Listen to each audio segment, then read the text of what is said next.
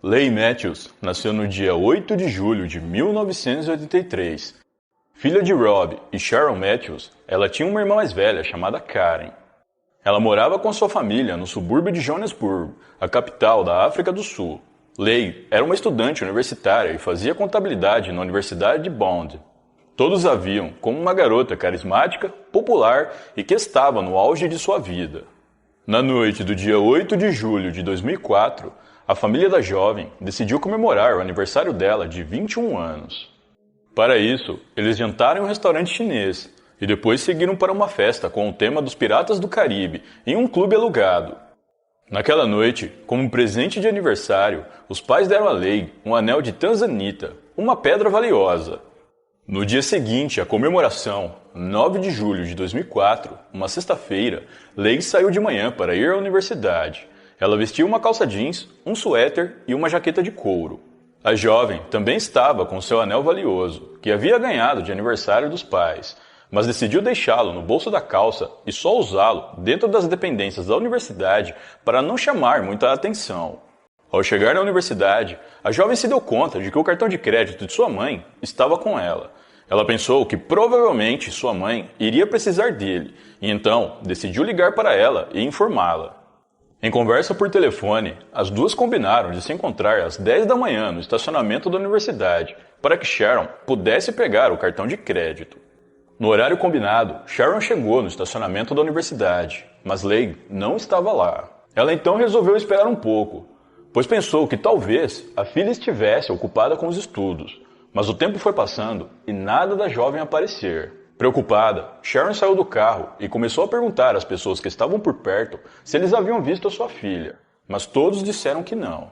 Mais preocupada ainda, Sharon fez várias ligações para a filha, mas todas foram para a caixa postal. Ela então saiu procurando pela jovem por toda a universidade. Algum tempo depois, um dos amigos de Leigh disse ter visto ela andando em direção ao estacionamento da universidade pouco antes das 10 horas da manhã e que ela estava sozinha. Uma outra testemunha, que também é aluno da universidade, afirmou que viu a garota conversando com um homem estranho por lá. Mesmo após ter andado por quase toda a universidade, Sharon não encontrou a sua filha em lugar algum. Ela continuou ligando para a jovem e finalmente alguém atendeu. No entanto, não era Leigh, mas sim um homem que afirmou que havia raptado a jovem e que também estava em posse do veículo dela. Inicialmente, a mãe de Leigh deu risada, acreditando se tratar de alguma brincadeira feita pelos amigos da filha. Mas, após um tempo de conversa, ela percebeu que se tratava de algo sério. O homem do outro lado da linha disse que não estava brincando e que ele não hesitaria em tirar a vida da garota caso Sharon não fizesse exatamente o que ele dissesse. Após o primeiro contato, Sharon ligou imediatamente para o seu marido e repetiu a conversa que teve com o sequestrador. Rob ficou completamente desesperado e ligou para o celular da filha para falar com o criminoso. Ao pai de Leigh, o homem disse que queria 300 mil rands, moeda sul-africana, em troca da liberdade da garota. Ele disse também que se Rob envolvesse a polícia, a garota sofreria as consequências no mesmo instante. Após a conversa, Rob Matthews foi até duas agências de bancos diferentes e retirou o valor solicitado pelo criminoso. Enquanto dirigia, ele ligou para uma empresa de investigação privada especializada em casos como este e marcou um encontro com um dos agentes em um posto de gasolina. Ao se encontrar com esse agente, Rob foi orientado a procurar a polícia. Eles então entraram em contato com o superintendente de polícia, que chegou até o posto meia hora depois e aconselhou que Rob fizesse o que o sequestrador pediu, mas que em vez de dar os 300 mil, ele deveria dar apenas 50 mil. Enquanto seu pai planejava o resgate, a mãe de Leigh teve a oportunidade de falar novamente com a filha. Leigh estava chorando muito e disse à mãe que não tinha sido machucada, mas pediu que ela fizesse tudo o que o sequestrador pedia e não envolvesse a polícia. O sequestrador ligou diversas vezes para Rob para saber como andava o processo. Depois de muita insistência do pai da garota, o criminoso acabou concordando em aceitar apenas 50 mil ao invés dos 300 mil que ele havia pedido pelo resgate. Eles marcaram de se encontrar às 8 da noite daquele dia em uma praça de pedágio que ficava na cidade. Para o encontro, a polícia mandou um policial no banco de trás do carro de Rob. Rob estava com o dinheiro em um envelope que ficou no banco do passageiro da frente e dirigiu até o local normalmente. Porém, no meio do caminho, Rob começou a pensar o que poderia acontecer se por acaso o sequestrador visse o policial escondido em seu carro. Ele então parou na beira da estrada e pediu para que o policial descesse, por medo do que pudesse acontecer com a sua filha. Segundo fontes, Rob encontrou o sequestrador logo após ter dispensado o policial. O criminoso, de alguma forma, notou que ele havia parado para fazer alguma coisa. Ele ficou nervoso e começou a xingar o pai da garota. Após isso, o sequestrador voltou para o seu carro e pediu para que Rob o seguisse por alguns metros e aguardasse o seu sinal. Eles dirigiram até que o criminoso parou seu veículo, piscou as luzes por 3 vezes como sinal, ao passo que Rob emparelhou seu carro ao lado dele, abriu sua janela e jogou um envelope com dinheiro para dentro do carro do sequestrador. Depois, o sequestrador mandou que Rob voltasse para casa e esperasse a sua ligação, na qual ele informaria onde Rob poderia encontrar a sua filha. Rob voltou para casa e, após cerca de 1 hora sem notícias, ele começou a ligar para o celular da filha, na esperança de falar com o criminoso. As chamadas, no entanto, caíram todas na caixa postal. Rob continuou tentando entrar em contato com o sequestrador, até por volta das 11h30 da noite. Após inúmeras tentativas fracassadas, ele temeu pelo pior e decidiu pedir novamente a ajuda da polícia. Uma força-tarefa composta por 15 policiais foi mobilizada e foi montado um escritório no Centro de Operações Conjuntas na Delegacia de Polícia de Joanesburgo. A equipe também equipou toda uma sala de rastreio para detectar o local do criminoso. No entanto, o homem não fez nenhuma ligação, nem naquela noite, nem durante todo o dia seguinte. Na noite do dia 10 de julho de 2004, Rob e Sharon Matthews deram uma entrevista coletiva anunciando o sequestro de sua filha à mídia. Na ocasião, Rob disse que o sequestrador contou ser da Líbia, mas que o homem tinha um forte sotaque que parecia indiano, mesmo tentando disfarçá-lo. O casal pediu por qualquer informação que pudesse ajudar a trazer Leigh de volta com vida. 40 horas após o sequestro, os pais de Leigh deram uma nova coletiva de imprensa. Eles estavam ainda mais abalados e questionaram que tipo de pessoa poderia fazer uma coisa dessas. Nesse meio tempo, a força-tarefa da polícia aumentou para 150 policiais para cobrir o caso. Rapidamente, o caso tomou grandes repercussões nacionais, com cobertura da mídia de todo o país. É dito que o caso de Leigh Matthews foi um dos mais cobertos pela mídia da África do Sul.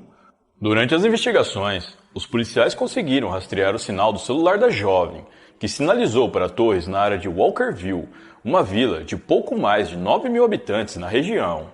Após o rastreio, a polícia mobilizou diversos helicópteros e veículos terrestres para fazer buscas em toda a área detectada. No entanto, nada foi encontrado.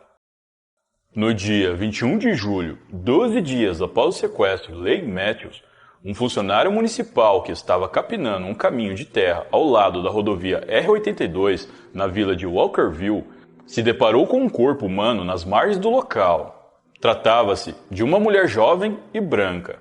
Imediatamente, ele chamou a polícia, que se dirigiu o mais depressa possível até o local. Os detetives já desconfiavam de quem poderia se tratar, e quando eles chegaram ao local e fizeram as primeiras análises, eles confirmaram as suas suspeitas. Realmente, o corpo era de Leigh Matthews. De acordo com a perícia, o corpo já estava nos estágios iniciais de decomposição. Ele estava completamente limpo, o que indica que tinha sido colocado ali recentemente. Além disso, foi encontrado 4 cartuchos de bala perfeitamente agrupados ao lado do corpo, como se alguém os tivesse colocado ali propositalmente. Havia também um pedaço de fita adesiva marrom próximo ao corpo que tinha impressões digitais não identificadas. De acordo com o relatório do médico legista, a causa do óbito foi devido aos ferimentos na região da cabeça e do tórax, ocasionados por 4 disparos. Ainda, de acordo com o relatório, não haviam outros sinais de violência e nem de relações forçadas. Mais tarde, a polícia conseguiu localizar o carro de Leigh, que estava abandonado em um parque. Após a notícia de que Leigh foi encontrada sem vida, a sua família ficou devastada. E para completar, alguns veículos de imprensa começaram a noticiar que se Rob tivesse pago o valor total pedido pelo sequestrador, sua filha poderia estar viva, o que aumentou ainda mais o sofrimento da família. A polícia iniciou uma grande investigação. utilizando as diversas evidências deixadas no local do crime.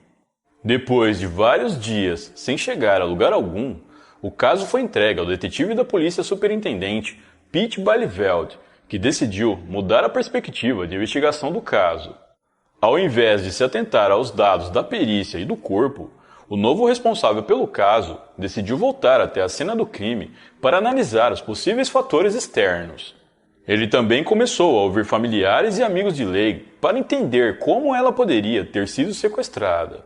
Todos os amigos de Leigh ouvidos pela polícia disseram que ela nunca iria para lugar algum com um estranho. Além disso, foi apurado que todas as pessoas que entraram na universidade naquele dia passaram pela verificação padrão, o que indicava que o sequestrador era provavelmente alguém conhecido da garota, sendo talvez um dos alunos do local. A partir daí, a polícia começou a entrevistar cada um dos estudantes da universidade, buscando principalmente aqueles que tinham sotaque indiano, como foi indicado pelo pai da vítima. Entre todos os entrevistados, o que mais chamou a atenção da polícia foi Donovan Mudley, um rapaz de 24 anos que é de origem indiana. Após algumas investigações, os detetives descobriram que ele morava com os pais e tinha entrado na universidade no início daquele ano. Antes disso, ele tinha trabalhado no departamento financeiro de uma empresa por 3 anos, até ser demitido por suspeita de fraude. A empresa, no entanto, não chegou a apresentar uma queixa à polícia, por falta de provas. Tendo Donovan Mudley como principal suspeito, a polícia começou a procurar por reservas de hotel na área em que o resgate foi pago. Segundo os detetives, o sequestrador deve ter se hospedado por ali para ter onde se esconder caso algo desse errado ou a família da vítima tivesse chamado a polícia. Após a busca, a polícia descobriu que Donovan havia feito uma reserva de quarto para um hotel da região, tendo feito o check-in no dia 6 de julho e pagado por 2 noites. Depois ele voltou e pagou por mais 2 noites no mesmo local. A polícia descobriu ainda que Donovan fez 3 grandes depósitos em sua conta bancária no mês de julho, tendo depositado 17 mil rands no dia 15, além de 2 depósitos no dia 27, sendo um de 14 mil e o outro de 4 mil rands. A polícia descobriu também que o rapaz tinha uma moto que havia sido danificada em um acidente no mês anterior. O rapaz teria ligado para uma oficina e agendado o conserto do veículo. Segundo o mecânico responsável, ele disse que não tinha dinheiro para pagar naquele momento, mas que teria em breve. Como se tratava de um cliente regular, o mecânico deixou que fosse pago depois. Alguns dias após o resgate de Leigh ser pago, Donovan quitou a dívida com a oficina. Além disso, o rapaz também fez diversos outros gastos incomuns naqueles dias, com sapatos de grife, restaurantes caros e o aluguel de um iate, onde ele pediu a sua namorada em casamento e lhe deu um anel bem caro. Após todas essas evidências, Donovan Mudley foi colocado sob vigilância constante e todos os seus registros telefônicos foram checados. A polícia conseguiu determinar que o aparelho celular do suspeito estava no mesmo local do resgate no momento em que ele aconteceu. Os detetives também estudaram a possibilidade de que Donovan pudesse não ter agido sozinho. Segundo as investigações, ele tinha um amigo com quem conversou diversas vezes na época do sequestro ao telefone. Esse amigo tinha um pequeno negócio com equipamentos de refrigeração próximo ao local do resgate. E no dia que o corpo deve ter sido colocado no local onde foi encontrado, esse amigo saiu mais cedo do trabalho. Segundo a polícia, o corpo tinha queimaduras de congelamento nas mãos e em partes dos pés. Eles acreditam que o corpo foi mantido em uma instalação de resfriamento alguns dias antes de ser desovado. Segundo os detetives, Leigh teve sua vida tirada pouco após o sequestro e antes mesmo do resgate ter sido pago. Tanto a casa de Donovan como as instalações do seu amigo foram revistadas pela polícia, mas nenhuma evidência de que Leigh esteve lá foi encontrada. Apesar de serem estudantes na mesma universidade, Leigh e Donovan não se conheciam pessoalmente, apenas de vista. Em 4 de outubro de 2004, Donovan foi preso enquanto saía da casa dos seus pais. Segundo os detetives, ao ser preso, o rapaz disse que eles demoraram muito para pegá-lo e que ele já estava esperando pela sua prisão. Donovan confessou todo o crime e deu a sua versão dos fatos. Ele disse que havia pedido uma carona a Leigh naquele dia e enquanto ela estava dirigindo, ele apontou uma arma para ela e a forçou a dirigir até um parque próximo. Chegando lá, ele a amarrou e a colocou no porta-malas do carro, e então voltou a pé para a universidade para pegar o seu veículo. Em posse do seu veículo, Donovan voltou ao parque e colocou a vítima no seu carro e foi embora. Pouco tempo depois, ele atendeu o celular da jovem, cuja ligação era da mãe dela, e falou para a mulher a respeito do sequestro. Donovan disse que decidiu tirar a vida de Leigh após ver que o caso tinha chamado muita atenção da mídia e ficado com medo de ser descoberto. Ele fez com que ela tirasse as roupas e lhe deu um cobertor para se cobrir. Segundo o criminoso, essa foi uma forma de não deixar muitas evidências no local, já que posteriormente ele queimou as roupas dela. Donovan contou que levou Leigh no seu carro até o Walkerville, a mesma vila em que o corpo dela foi encontrado depois. Lá, ele disse ter conversado com a vítima por algum tempo, até que a jovem pediu para ir ao banheiro. Ele permitiu que ela saísse e fosse até perto de algumas árvores. Então aproveitou o momento para atirar nela. Em seu depoimento, Donovan apontou todos os locais em que passou com Leigh e onde se livrou das evidências. Ele disse que a garota lhe contou sobre o anel valioso que havia ganhado dos pais como presente de aniversário, e que ele pegou o anel para si e escondeu uma caixa de CDs no seu quarto. Depois, ele deu esse mesmo anel à sua noiva, a pedido em casamento no iate que ele havia alugado com o dinheiro do sequestro. Para a polícia, no entanto, Donovan estava mentindo sobre o local do crime. Eles acreditam que a garota teve a sua vida tirada em outro local, ainda desconhecido, e que o seu corpo foi armazenado em uma instalação de refrigeração, como eu já mencionei. Eles também acreditam que o homem mentiu sobre a forma como Leigh foi atingida pelos disparos, já que, segundo a perícia, a garota estava provavelmente sentada quando foi atingida, e não em pé, como ele falou. Após o crime, acredita-se que Donovan reuniu os cartuchos e guardou junto com o corpo. Depois, ele queimou as roupas da vítima e demais acessórios. Ele então voltou para casa, onde escreveu uma carta de desculpas para os pais e para sua namorada. Donovan contou que no mesmo dia do crime, ele se ajoelhou para os seus pais e confessou ser o autor do crime contra Leigh Matthews. Segundo ele, a sua mãe ficou histérica. Ela havia visto sobre o caso nos jornais e rezou para que Donovan não fosse mesmo o responsável por aquilo. O tempo todo, Donovan afirmou que planejou e praticou o crime sozinho e que ninguém o ajudou. Mas para a polícia, ele está mentindo. E todas as evidências apontam para a participação de mais pessoas. No ano de 2005, se deu início ao julgamento de Donovan Moodley no Tribunal Superior de Joanesburgo. Durante o julgamento, diversos peritos testemunharam para provar que ele estava mentindo sobre ser o único responsável pelo crime. Segundo a promotoria, haveria pelo menos mais 5 pessoas envolvidas no sequestro, que estavam sendo protegidas pelo acusado. O pai de Donovan testemunhou no julgamento. Ele não pediu redução da pena para o seu filho e muito menos o protegeu. Ele apenas disse algumas coisas sobre a personalidade de Donovan e como se sentia responsável pelas ações que o filho tomou, já que é o pai dele. Rob Matthews também testemunhou no julgamento. Ele expressou sobre como toda a família estava completamente dilacerada e disse que era difícil aceitar que nunca mais veriam sua filha. Rob disse que sempre que via uma garota parecida com Leigh, seu coração pulava por um segundo, acreditando que pudesse ser ela e que tudo não tivesse passado de um engano. Após o testemunho, Rob apertou a mão do pai de Donovan. O julgamento durou apenas 2 dias. O juiz do caso, Jupp Labuschagne, considerou o homem culpado de todos os crimes e enfatizou que provavelmente ele não agiu sozinho.